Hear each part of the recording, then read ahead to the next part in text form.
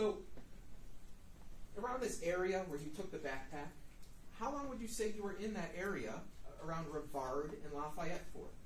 I'm not sure the exact time. Would you be surprised to know that your phone is in the area for at least 20 minutes around 1:42 in the morning? I wouldn't. It was a lot of cars on the street. All right. So you may have been lingering around over there for 20 minutes, right? With cars on Lafayette Street, yes. Okay.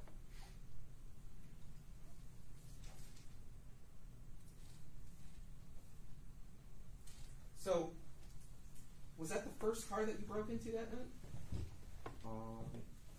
No, it was several before it on the street. All right. So even before you got to Rivard and Lafayette, you had already stolen items out of cars? No. When I got to Lafayette is when I started. Okay. So just in that area, there were a number of cars that you stole from? Yes, on the street. What else did you steal? Nothing. It had nothing in it. All right. So how many cars did you go into? 4 or 5.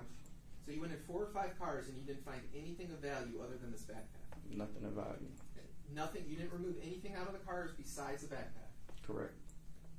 So after you do that, you keep on walking in the easterly direction, and is that when you get to the area where you come into possession of this white bag, correct? No, the white bag was off of like Jefferson. Was it at White McDougal? Yes, but I was at Ducharme Place before that. All right. Well, at around 2:57 in the morning, you were in the area of White McDougal, right? Right. And that's when you came into possession of this white bag, correct? Correct. And you stole that bag out of a car, right? Correct.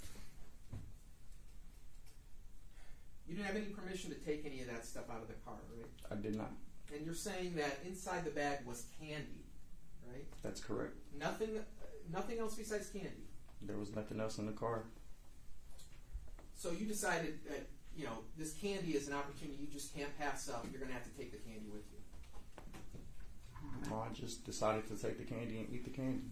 Right, but I mean, there were other points where you testified that you saw people coming around that area at White McDougal, right? Do you remember Correct. saying that? And so when you saw people coming, you ran away, right? I walked away. Walked away, ran away, but you got out of there, right? Correct. Because you didn't want those people to have any sort of contact with you. Correct. I didn't know if it was their car or anything. Right. So you didn't want to be identified by them, right? I didn't want to be caught going into somebody's car.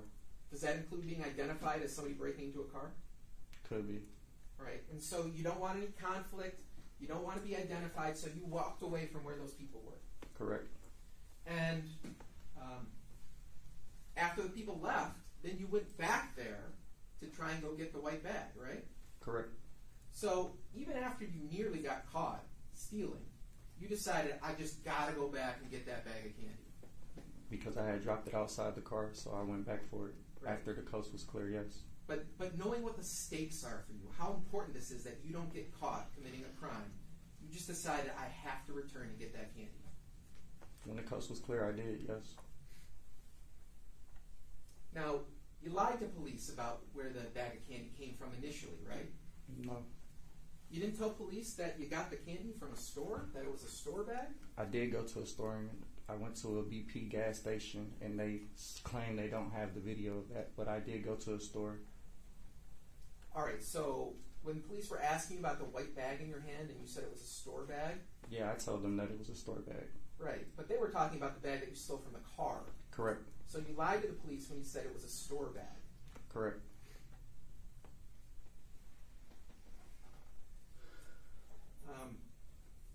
And then later on, you go and you hop over the wall of a parking structure, correct? Correct. Now, that parking structure, you had no permission to be in there. Correct. So again, this is another example of you going into private spaces that don't belong to you. Fair to say? For the purpose of cars, yes. You didn't have any problem physically hopping that fence, right? You didn't bust up your knee or anything like that, did you? No. And you also lied to the police about hopping the fence initially, correct? Initially, yes. And when you were inside the parking structure, that's when you took this video of that car with the Coast Guard license plate? No. You didn't take that video? I took a video like I told you. I was at Ducharme's place first. All right, so that was at a different parking structure? Yes. All right, so when you're at that different parking structure, is that another private space that doesn't belong to you? Correct.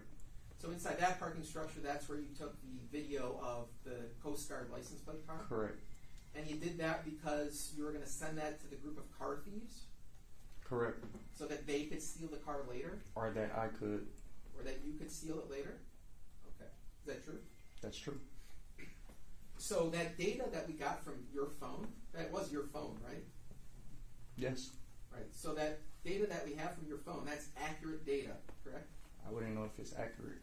I mean, you took I'm not the a video. specialist. Did you take the video? Yes. Did it look like an accurate representation of the video that you took? Yes. I didn't know if you were referring to this map behind me.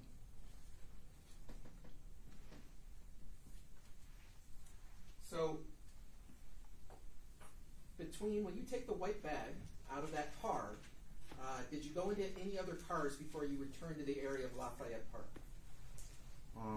No, I didn't, besides the Harbor Town structure. Okay. Well, what happened in the Harbor Town structure? Just a couple of cars were locked and a couple were open, but there was nothing in there. Right. So you went into cars at that location as well? Yes. Now, if we go to page 13 of People's Exhibit 54. All right. So, this phone data is indicating that you're in that area of Lafayette Park area at around 3:50 in the morning. That's accurate, isn't it? I believe I was over there around that time, yes.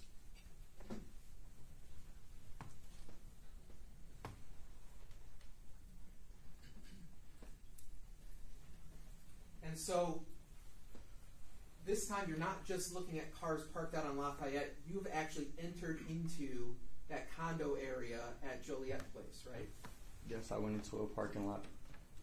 Right. So when you went in there, you took a footpath from Lafayette into the Parking condo lot. area. Yes. And your backpack, or the backpack that you stole, you left that outside. The backpack was still in the bushes. Still in the bushes. You didn't bring that into the condo area. No, it was still in the bushes. I had the plastic bag at that time. Okay, so you're holding the white plastic bag. Correct. And you go inside, and now you're looking at the cars that are in those parking lots there? Just on one side, and then in front of the elementary school, and then the next parking lot after. Okay, so when you're out there, you didn't see anyone else besides a security guard walking around, right? Correct. And you didn't see anyone else out in those parking lots areas besides yourself, right? Correct. Now, you said earlier that you didn't have a knife with you, right? I did not.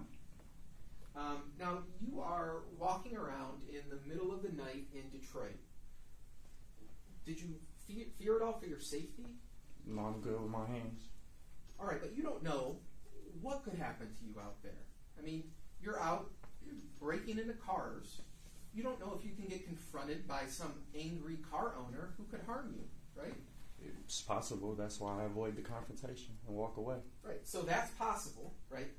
You could have somebody angry at you for taking pictures of their car, right? Possible. You could have somebody angry at you for breaking into their car, right? It's possible. You could run into any random person who might give you a hard time, right?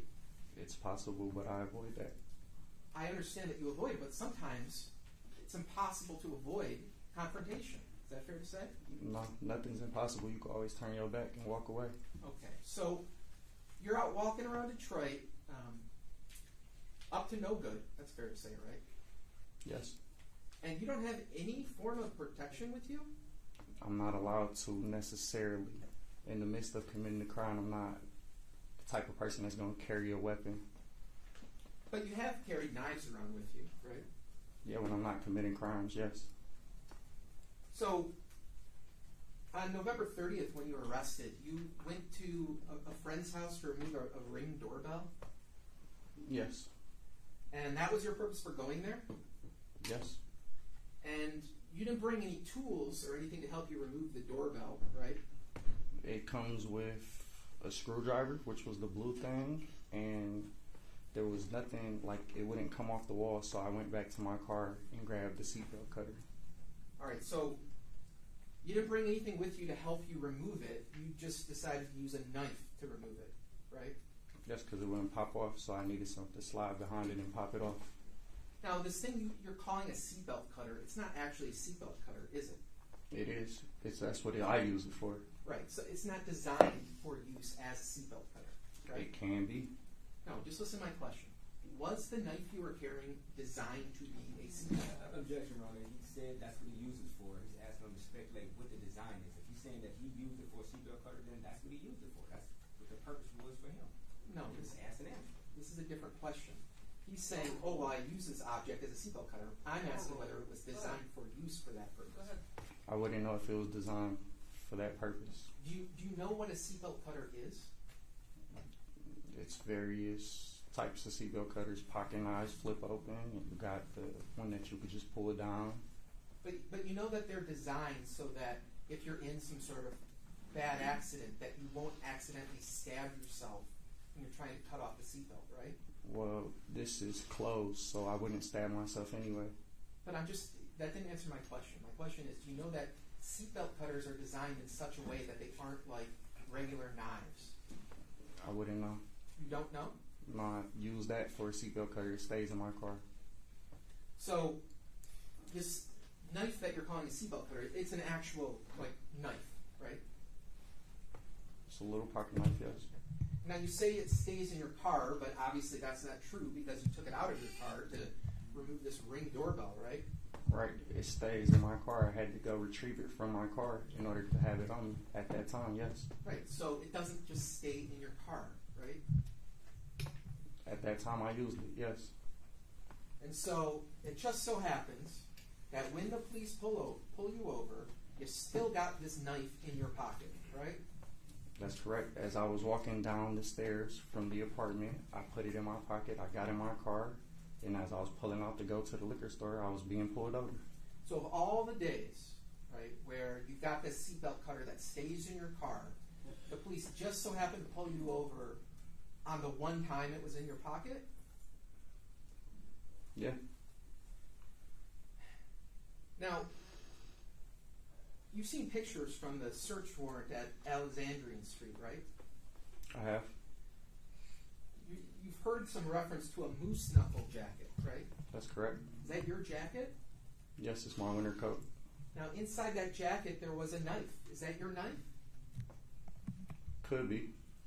You don't remember if it's your knife? I haven't seen that knife in so long. It was in a winter coat.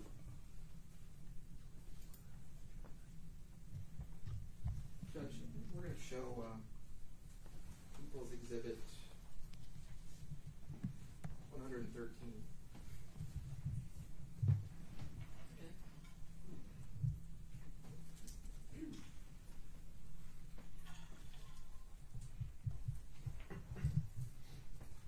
All right, we're looking at slide 5 here. Do you recognize that? I do. Is that your knife? Yes, So this knife was found inside your jacket, right? that's correct. So you store knives in your pockets? It was in my jacket. Right. Is that where you keep your knives? No, I haven't worn that coat in a minute, so it was in the coat. Right. Because you keep knives in your pockets, right? No, could have been various a reason why it was in my coat. Not because I store knives in. Well, what's the reason? I'm not sure. It's in a winter coat. You don't know how the knife that is your knife ended up in your jacket pocket? I possibly put it in there, yes. But I'm saying I wouldn't know how long it's been in there. I don't wear the coat unless it's the winter time.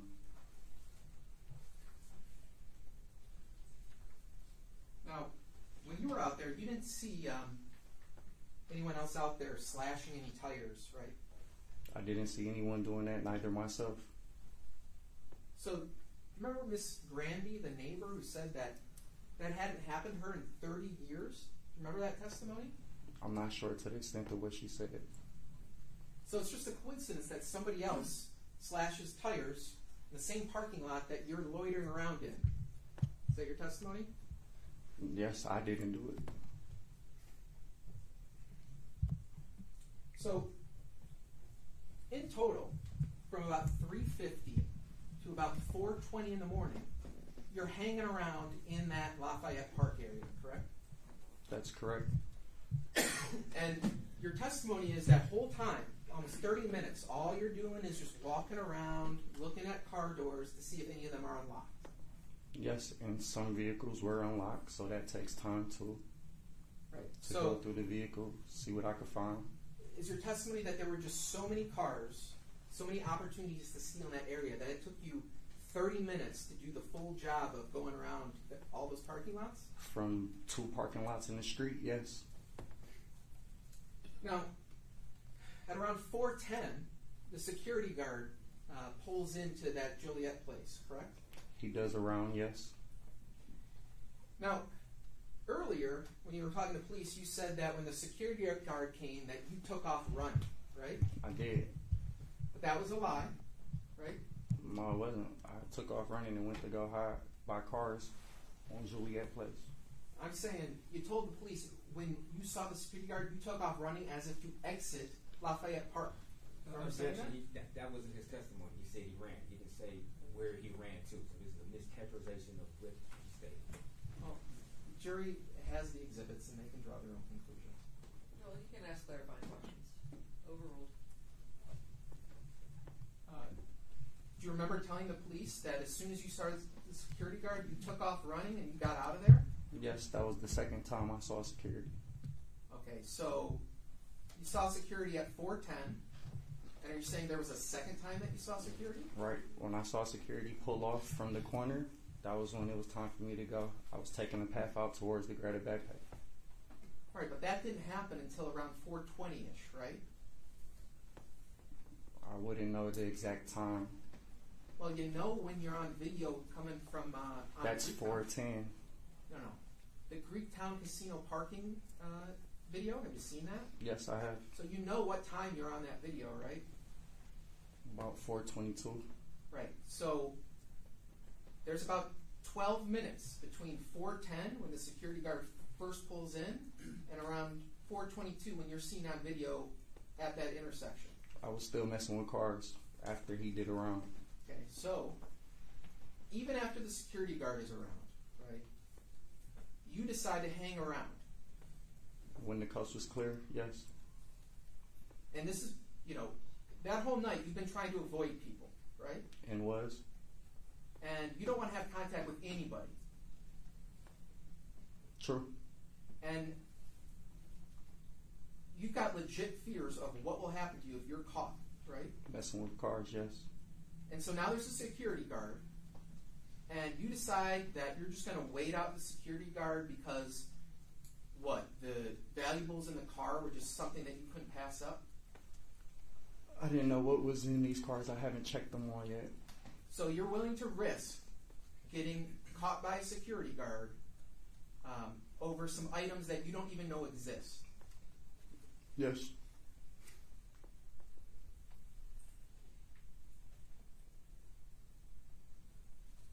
Now, you decide that you're going to exit that Lafayette Park area by walking on the path that is closest to Miss Woll's condo, correct? The path was closest to me. When I seen security pull off from the corner, I didn't know if he was coming to do another round, and I knew I had to go back for that backpack, so I took the closest path out. Right, and so that is the path that runs along her condo, right? From the pictures, yes. Now, as you're walking down that path, do you see anyone in the area outside? Not until I got towards, that was when I saw her outside laying on the ground. Besides her, did you see anyone else outside? No. Did you see anyone moving in the apartment or condo at 1366 Joliet? I wouldn't know. I wasn't looking in apartments. You didn't see anyone run out of that apartment? I wasn't looking in apartments to know. You're walking down the path. Did you see anyone coming out of that condo? No. You didn't see anyone moving around inside the condo, right? I wasn't looking in any condos. I'm just asking if you saw anyone moving inside 1366 Joliet. And I'm saying no, I wasn't looking inside condos. So the answer is no, right? Okay, no. And you didn't see Miss Woll running out of her condo, right? I did not. Now, you were asked a number of times whether you saw anyone in and around her condo that night by the police, right? Right, and I stated that I saw a homeless person on the street walking across the street. I'm going to play a portion of People's Exhibit 107. This is from November 30th. This was your answer. We're going to play it 2 hours, 19 minutes, and 48 seconds. Didn't see nobody else on that side that you were at besides No, I didn't security. see nobody else. I didn't see no person laying down. I didn't hear nothing. I didn't see nothing. All I did was check a few car handles, and that's it. Take pictures of cars, and that's it. Like, I didn't see nothing out the norm or nothing. Like, bro, homicide is not even my thing on myself. I could tell you everything about weed and cars and other shit, but I don't know nothing about no fucking homicides, bro. I don't know nothing about her or him that you keep saying. I don't know nothing, bro. I'm not really lying to you. Like, I could physically take you. Right. Now, even though you just said I'm not lying to you, your testimony here in court is that that was a lie, right? That wasn't a lie. I don't know nothing about homicides. I didn't know nothing of what happened to that woman. Well, you testified that you saw a woman outside and that you touched her body, right? That's true. So when the police asked you, did you see anyone out there, and you said, I didn't see anyone, that was a lie, right? That was a lie for the purpose he stated that I went into her house. So that made me tell him, no, I did not go in nobody's house. I did not kill Mrs. Woll. I did not do none of that. I'm not asking what your motivation was to lie. Was that a lie? Yes. Would it surprise you to find out that you lied over 40 times about not seeing anyone besides a security guard and a homeless person? You said that 40 times just on November 30th alone. Does that surprise you? Don't know. I'm not sure. You're not sure? Well, I'm watch not it. sure if it's surprising. I mean, you try being accused of going and killing somebody. So you lied 40 times to the police about that, right? Yes, because I did not do it. And so you approached the person that was on the ground, and you decided to check that person to see if they were okay. That's true. Now, all night you have been running away from people because you were afraid of being detected by anyone, right? That's true. All night you've been avoiding people, okay? Is that true? That's true. And so you see a dark figure on the ground, not moving, and you decide to approach them? To make sure that they're okay. Yes, I was out committing crimes and doing wrong, but if I see anybody laying down or hurt, I'm not going to deny someone help. So you're just a good Samaritan now, checking on people who appear to be in distress? I wouldn't say that, but I'm not denying anybody help. So you walk over to the person, and you said that they were cold to the touch? And crusty, yes. You're sure about that? They were cold to the touch? They were cold, yes, I'm sure about that. I touched them with my bare hand. With your bare hand? Yes.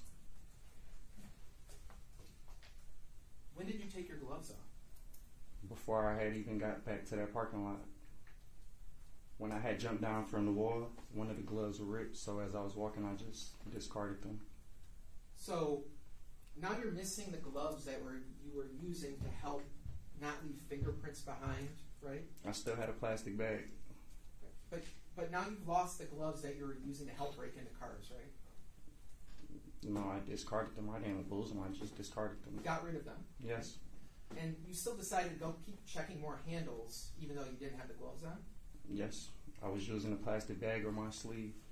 So now you're potentially leaving fingerprints or DNA, and you've got a security guard out there, and you're worried about going to prison for the rest of your life, but you decide, you know what, I've got to check these cars. Is that your testimony? Yes. So, she's cold to the touch, and you said her blood was crusty? Is that what you The said? outside of it was crusty. I didn't know it was blood until I had got near the service drive. When you say crusty, do you mean the blood on her was dry? Yes.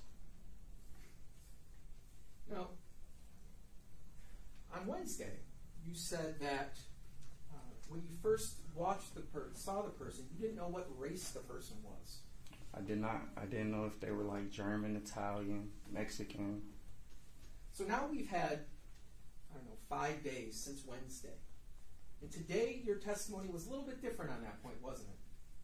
What do you mean? Well, before you said you didn't know what race the person was. And today you're saying, well, I didn't know what particular type of European ancestry she's from. Right? Right. I didn't know what race she was. There's not really this characterization of testimony on which he said, I didn't know what type of European ancestry. Yeah. He didn't say that. I stated that she was a white woman. I just didn't know what race she was. No. Objection is overruled. You could delve into this. Now, on Friday, you said that... Wednesday. You said that one of the reasons you panicked and got out of there was because you were afraid how it would look with a black man standing over a dead white woman, right? That's true. And you were thinking that at the time that you were touching Miss Woll, right? I didn't know who she was at the time. At the time you were touching the victim who was dead on the sidewalk, that thought had crossed your mind. Just that I'm a black guy standing in front of a white woman. I don't know the race she was. Right. But earlier on Wednesday, you said you didn't know what race she was, right? And I said I don't. But now you're saying it's something different, that you knew that she was white, you just didn't know what type of white person she was, right? Yeah, like I didn't know if she was German, Italian, British. I don't know her race. Do you see how that sounds different now? How would it sound different? I don't know her race. I stated that. Because when we're talking about race of people, most people are commonly talking white, black, Hispanic, that sort of thing, right? I'm not sure. You ask him to speculate what people mean by when they talk about race, right? I'm not sure. He's asking what he meant by it, but he can't ask him what other people mean when they say that. To me, my ethnic is black and you're white. Right. So you were asked what race the person is, and you said you didn't know. That's correct. I don't know. But now you're saying you did know, you just didn't know if she was German or French or Scandinavian. Is that your testimony here today? No, I don't know what race she was. Okay. So if you didn't know what race she was, why were you worried about standing over a white woman if you didn't know what race she was? To me, like I said, your ethnic is white and I'm black. I was worried how that could be misperceived by the police. And then I'm already in the area going into parked vehicles. So you go over there to check on her. But you didn't actually do anything to help her, did you? No, when I realized she was dead, I knew I had to get away. And the fact that I just touched the dead person, I wanted nothing to do with the entire situation. So you say that you knew you had to get away, right? Is that what you're saying? Yes. And you got to get away from here fast because now you have a dead woman's blood on you. You know how that looks, and you got to get out of here. I didn't know that I had blood on me at that particular time. Well, you know you just touched the dead body, right? That's true. And you're worried about how that's going to look because, she's white, you're black, and everything like that. And I was over there committing parked vehicle crimes, yes. Right, so you got to get out of there, right? Yes. So on your way out, right, you're getting out of this horrible thing that you just seen, and you decide that I'm going to stop and pick up the backpack. Yes, as I rumbled through the bag in the bushes, I grabbed the bag, I put the plastic bag inside it, I put the backpack on my back, and I walked all the way to Greektown. So not only do you have to get this backpack that you were willing to just leave out in a bush, you decide you got to stop and get that. But not only that, you have to put the white plastic bag inside the backpack before you leave. Yes, those was basically the only items I had on me the whole night. I did not obtain any other items, so there was nothing else to put inside the backpack. So you're in such a panicked state after seeing his body, you decided that even within this panicked state, I've got to stop, get the backpack, load the stolen goods with the backpack before I leave out of here. I was loading the backpack up upon walking. Yes.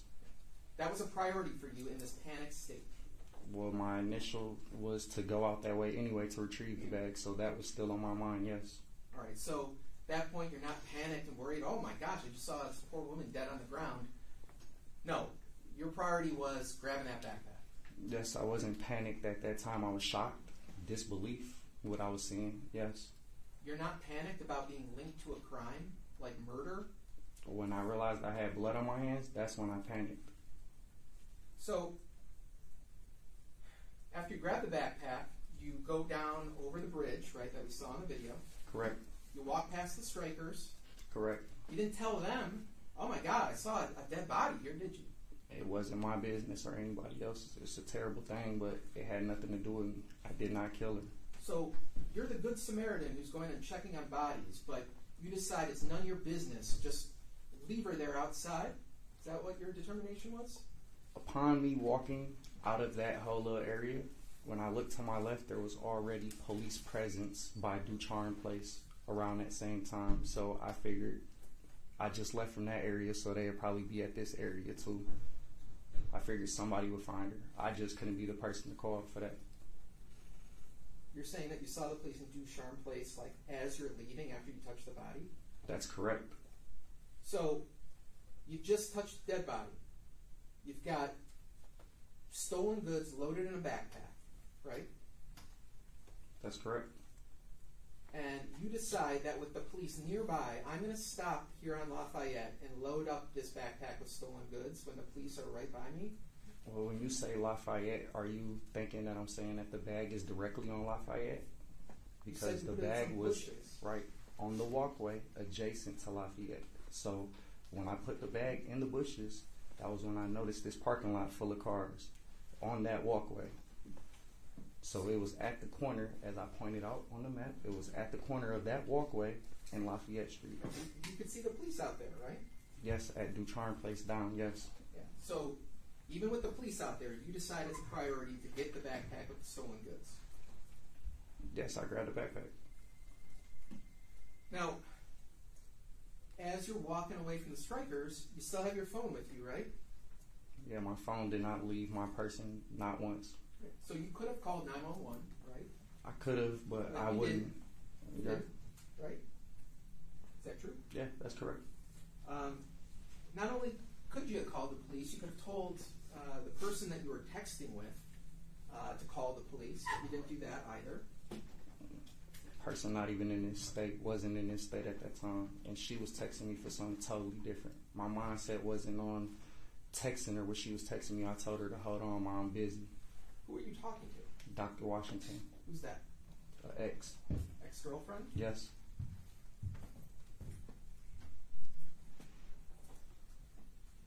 So, by the time you get out to Gratiot, walking by the courthouse, the 36th District Courthouse, is that when you realized that you had blood on you? No, on the service drive. Was on the service when I was drive? walking past Greektown Casino, when I was texting her, I noticed there was something on my hand, and as I was walking, I flashed a flashlight on my hand. Okay, so that's when you realized that you have the blood on you. Correct. And so you're running at this point, and you're on the service drive to get out of that area, right? I wouldn't say running, but a burst of energy, yes. You had a burst of energy that doesn't include running. I mean, define running. You don't know I'm what not running taking means? a long sprint. I'm not taking a long, I just ran for like 5 seconds.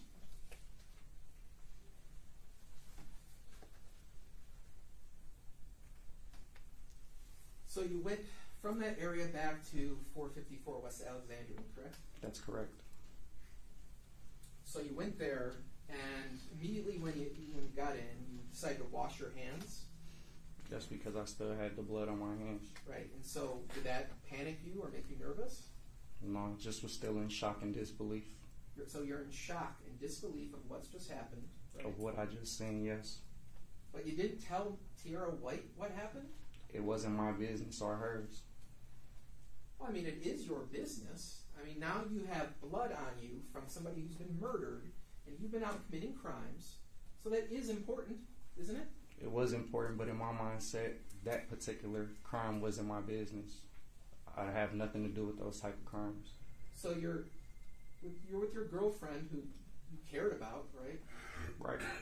And the shocking event has just occurred to you, right? Right. And you don't say anything to her about it. That's correct. And you are also now in a place of safety, right? You're in her apartment, right? If you want to call it that, yes. Are you not safe in her apartment? I mean, yeah, but I'm not in a place of safety like, oh, yeah, I'm just safe now. I was at home, yes. Why wouldn't you be safe there? I didn't know how you were inferring, like, safe place. Like, oh, I'm safe now. I just was out committing crimes and now I'm safe. I didn't know how you were trying to play that. I mean, nobody was going to come in and hurt you there, right? No. And you have time to think about what's all happened, right? Yes, still disbelief, yes. Right. And so, once you're back there, you don't do anything to call anyone or to try and get help for this lady that you found outside, right? I did not. Now, did you go to sleep that night? After I washed my hands, I sat back on the bed, I rolled up, I laid there for a minute. She went to sleep and I just was still thinking like, man, I couldn't believe what I had just saw. Okay, so you're still replaying the events in your head, right? Right. Did you ever go to sleep? Not right away, I was smoking. Point is, sun rises, you're awake now with other people, right? Yes, Now, you decided to keep the backpack, right? I did. Now, how did the backpack get cut? It was already tore when I found it. So you just tore the rest of it. Yeah, wasn't using it. So instead of throwing it away, you just decided to cut it into pieces and store it in your trunk? Well, it was in my trunk. I never got around to, it wasn't a thought to throw, oh, let me throw this backpack away. I just never got around to it. But the backpack that you stole that night, that is the backpack that was in your trunk, right? That's correct. And you were wearing that backpack when you had the blood on your hands, right? That's correct. Now, did you ever go back to Lafayette Park on the next day, the 21st, later on that day? No, I didn't. You didn't go there around 5 o'clock in the afternoon? No, I went downtown near that area to drop my girl off to work. All right, so near that area, what does that mean? I was taking my girl to the mix where she works. All right, the mix is in like downtown Detroit, right?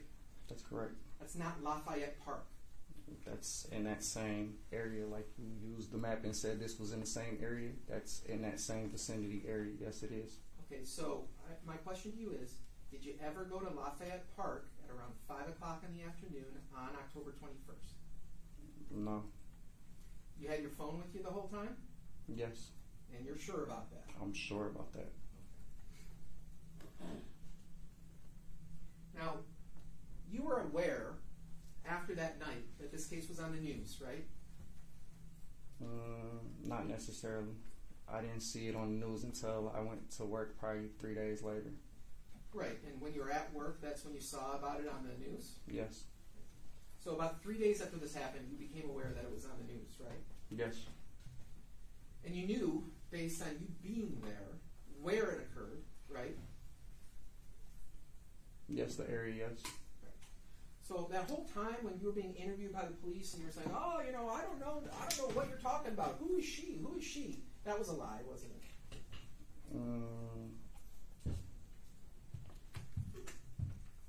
Yes.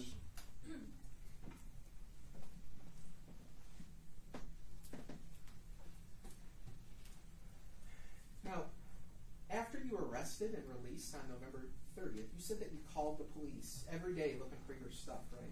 That is correct. I kept in contact with Detective Lane every day. During that whole time, you never thought to yourself, maybe I should just tell the police the truth and that I touched her body. That was unable for me to do when he was inquiring that I went into her house. What do you mean unable for you to do? Like, I couldn't tell them the truth that I had seen her outside and touched her because he had already inquired that I had killed her and that I went in her house, something that I did not do. Nobody was preventing you from speaking, were they? That was preventing me from speaking. You I could was have called damned if them. I did, damned if I didn't. You could have called them and said, hey, Detective Lane, leaving you a message. By the way, I want to talk to you about what happened. I made a mistake and I lied. You didn't do that, did you? Absolutely not.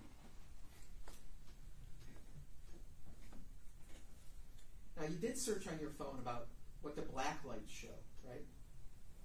Yes, that was in reference to a Halloween party. A Halloween party?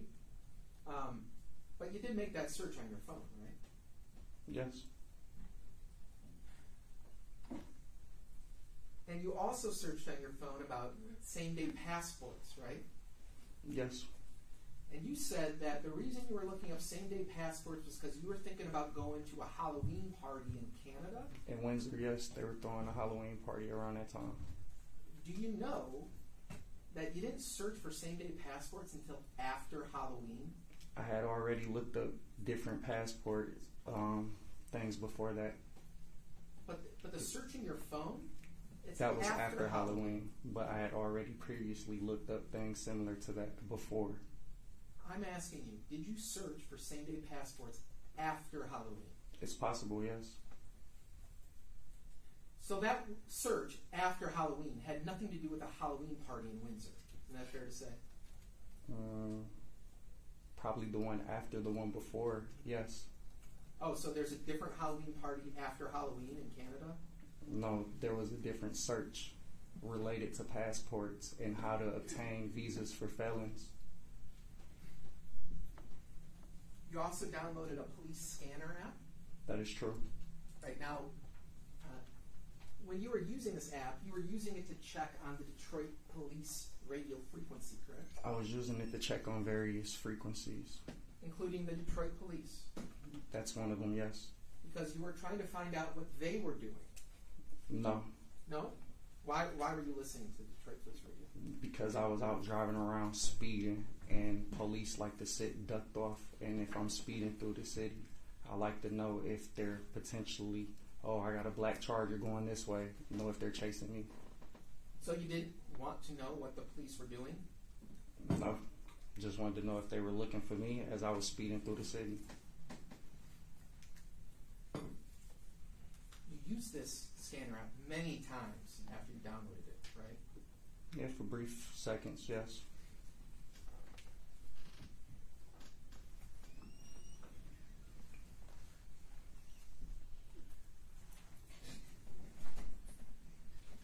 So I kind of just want to talk briefly about this interview that you had on November 30th. We talked over some of the lies that you made, right? Okay. You lied about not stealing, correct? That's correct. You lied about stealing glasses, right? That's correct. You lied about jumping over the parking structure walls. Objection, Your Honor. All these have been asked and answered. We asked them specifically, and I'm just going back to these again. I'm sorry, what was the question? Just asking him about whether or not he lied about jumping the wall, going into cars. Questions he's repeatedly already asked Mr. Jackson-Bolanos and Mr. Jackson-Bolanos on the city. Remember when the police asked you on November 30th whether you saw anything out of the ordinary? Yes, and I stated that I didn't. You did not see anything out of the ordinary. Yes. That was a lie, correct? Yes, because he had stated that my phone had went into somebody's house. All of these things that you're asking me are after when he stated that I went into somebody's house. Do you remember the police asked you if you tripped over any bodies?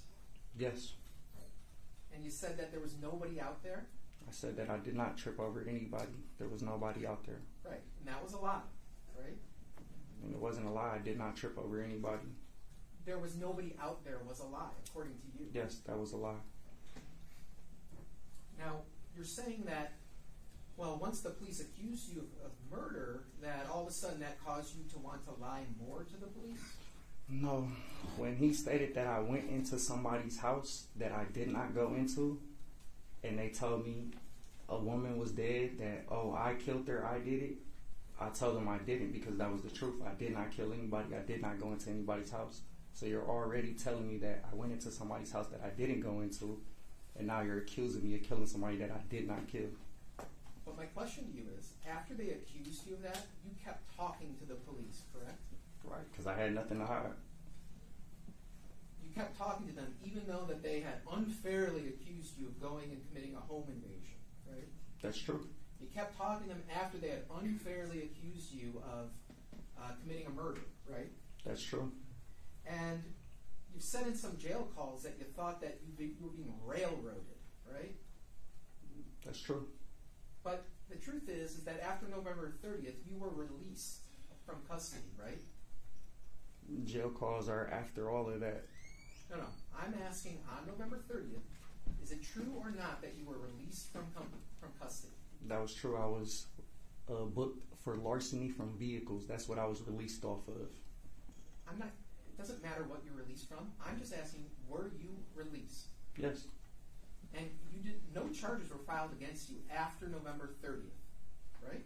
After November 30th, yes, charges were. Before December 10th, between November 30th and December 10th, you had no pending charges in that period of time, correct? No, I didn't. So they didn't railroad you after November 30th. After December 10th, they railroaded me. That's not my question. After November 30th, you weren't railroaded, right? That's correct. Now, after you were released, at some point, you retained an attorney, right? I did. You didn't go to the police after that, when you retained an attorney, to tell them the truth about what happened, did you? No, I just kept in contact. Then on December 10th, that's when you were arrested now a second time, right? That's correct. Now, you were working at the store when that happened, correct? That's correct. And the truth is that basically there was an undercover police officer in the store, right? I wouldn't know. You don't know if there was a police officer that was inside the store before that happened? I wouldn't know. I'm working. Did you ever come to know that there was a police officer inside the store? After I was locked up, yes. So there was a police officer inside the store, right? Yes. And you just walked out of the store and got into the queue line, right? Yes. So you weren't arrested inside the store, were you? No, I wasn't. You just abandoned the store to try and get away, right? Absolutely not. I left the store to take my girl to work, and I had a worker, an employee there that was watching until I was supposed to come back. I was unable to come back because I was arrested. Right, so all that drama about you need to go and lock up the keys in the store and all this stuff, you're saying that there was already a worker in there? Yes, but I have the keys to lock up the shop. She does not. She was waiting for my return.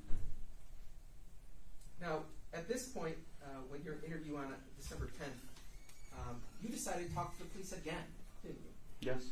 And that was after that you thought that they were harassing you, you were angry about what happened, correct? Yes, because they were. You had your own attorney, right? That's correct. And you believe that you were being unfairly accused of a crime, right? That's correct. And so after all of that, you decided to start talking to the police again about what happened. That's correct. I'm not hiding anything, so I was willing to talk. Now, the truth is that you were being aggressive in there, were you not? No, not in the sense I just was tired of the harassment. So, do you remember basically talking with Sergeant Ford and asking him, "Are you shaking, bro? Are you scared or something?"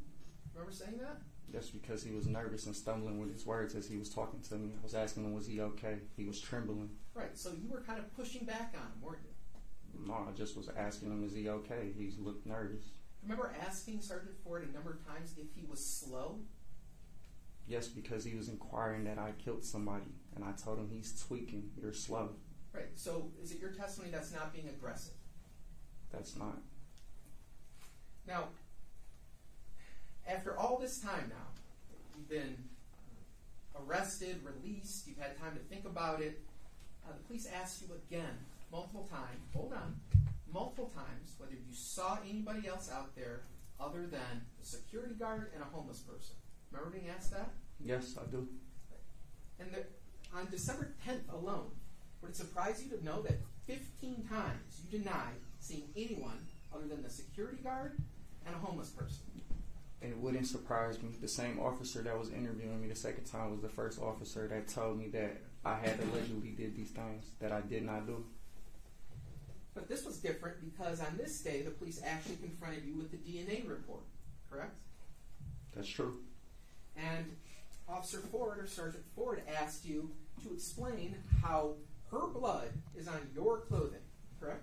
That's correct. And your answer was, I don't know. Correct? That was true. My hand touched her, so I wouldn't know how anything got onto the back of my coat. Oh, so you're saying that wasn't a lie?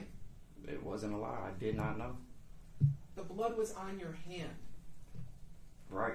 I So would it's not know easy. how he was saying that it was on my coat. He said it was on my coat. He didn't say it was on my hand. I knew it was on my hand. But Oh. he said it was on my coat. I would not have known how that got on there, so I was telling him he was lying. So you're trying to parse out his questions by technically not lying? Is that what you're saying? I just wasn't lying. I did not know how it got on my coat. Well, you know you're walking around with blood on your hands, right? On one hand, yes. And you know that he's talking about the jacket you were wearing that night, right? Yes. So it's easy for you to draw an inference about how her blood might have ended up on your jacket. Later on, yes. You couldn't figure that out that night? No, because he was the same officer saying that I had killed this woman, that I did not kill. I went into her house, that I did not go into anybody's house. You knew at that point that the police had taken that jacket that you were wearing that night. They retrieved all of my clothing from that night. Shoes, pants, jacket, face mask, everything. So you knew that they had a jacket that you were wearing the night you touched the body and got her blood on you. Yes. Now, at the end of this conversation, after you being wrongfully accused of murder and being harassed and all this other stuff, isn't it true you still offered to help work with the police once you were released from jail? That is true. I wanted to help them find the right person or any assistance that I could do. I kept telling them the truth, that I did not do this. I did not kill Miss Woll. So after all of this has happened, right, now you're being booked for murder, and you're saying that after all of this, you still wanted to help the police. Well, not after, because after the second arrest, I told them that I was suing them because they were charging me with it. Right, and even after you said that, you said, when I get out of here, I'm going to come work with y'all. Remember that? I'm not sure. Probably did, but I told them right after that I was suing them. Now, you've also testified that as you were being brought to the Detroit Detention Center, that you told, for the first time, you told an officer that you had just touched the body, and that's how the blood got on you, right? I don't think I told him that. I told him that I touched the person, I checked to see if she was okay, and she wasn't. I told the officer that I did not do this, and I was emotionally crying because this was that last walk from the front to the back to where you get booked in. Now, this is the first time you've ever told anyone that you touched the body that night? On that night, yes. So, you know there's body camera footage of your interactions with these officers that night, correct? It's possible, yes. And there's body camera footage of you being arrested and being transported to the police station, correct? That's correct. There's body camera footage of you being transported from the police station to the Detroit Detention Center. Isn't that true? That's correct. And there's body camera footage of you going from the car at the Detroit Detention Center inside this Detroit Detention Center where you're being processed, correct? That's correct. And nowhere on any of this body camera footage does this statement record it. Correct? I wouldn't know. When I said it, it was upon walking back to the unit. Oh, so that must have been at a point when the body camera was shut off? It's possible, I wouldn't know. I'm not the police officer with the body cam. So just like that one snippet of video where you're taking the backpack out of the car on Lafayette, this is also another instance where this crucial piece of evidence doesn't exist, right? I wouldn't know.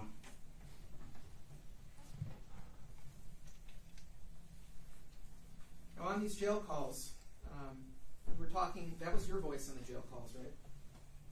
Talking to who, my girl or my lawyer?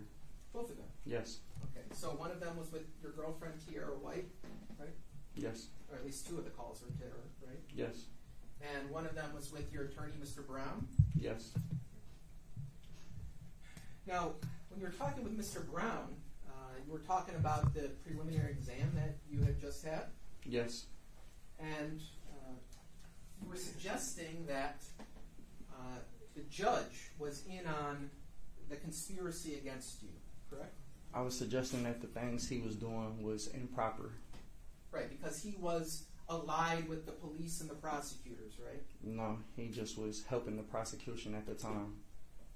Right, so he's in on the conspiracy against you, right? Wouldn't say a conspiracy, but Are you saying I that? didn't inquire the judge in the conspiracy. I just said that he was helping the prosecutor during that exam. So you think he was on the prosecution's side, right? At that time, yes. And you also mentioned in the call that a certain ethnic group with the media was involved. Yes, white people. White people? Yes. You were referring to Jewish people, weren't you? No, I was referring to white people. Oh, so it's just Jewish white, is a religion, I believe. so it's just the white people who control the media? Basically, yeah. Now, on the phone call, your defense attorney mentioned, the theory that maybe you went inside her pockets. Remember that? No, the judge mentioned that. Right, and the defense attorney, your attorney, was talking about that on the phone call. Yes, he was basically telling what the judge had said, that I went into her pockets, and I was telling my attorney that's untrue. I did not go into her pockets. Right. I'm not going to rob a dead person. And so you knew that call was being recorded, right? Yes, but I was under the impression that this was a private call. Well, you're warned that the call is recorded, right? Yes, but it was And also you a also sign. know that the prosecution is listening to those calls, right?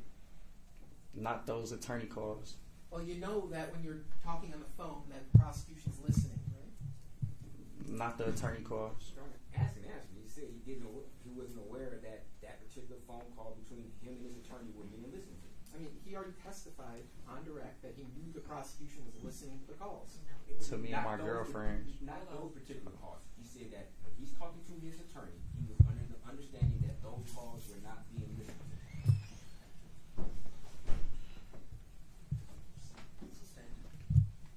So on this call, your attorney suggested or talked about this theory that wasn't actually true, right?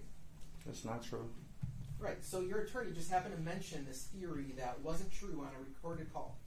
He did not mention any theory to me. I had already told him in the DDC the truth. Right, but on a recorded call, he's mentioning this theory that wasn't true. Based off the judge.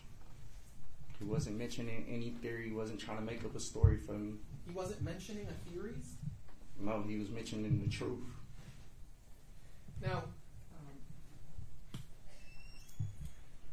you've testified, and in one of those calls, you said that you don't hurt women. True? True. I don't do nothing weird. Not just you didn't do anything weird, but that you don't hurt women. Right. And I don't do anything weird to women or children. That's true. So is it true that you don't hurt women? Define hurt emotionally, physically. Do you physically hurt women? No. Do you emotionally hurt women? Yes. Now, you offered to help the police with human trafficking investigations. Is that true? Relevance. Yes.